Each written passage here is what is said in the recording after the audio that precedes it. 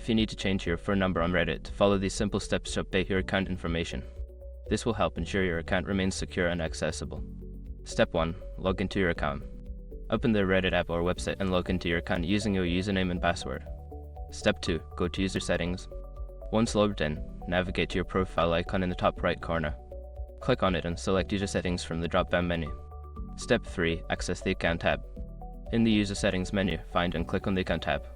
This section contains all your account-related information. Step 4. Update phone number. Look for the phone number section within the Account tab. Click on the option to edit or change your phone number. Enter your new phone number and follow any prompts to verify it. Step 5. Save changes. After entering your new phone number, make sure to save your changes. Look for a Save button at the bottom of the page and click it to finalize the update. By following these steps, you can successfully change your phone number on Reddit. Keeping your contact information up to date is important for account security and recovery options.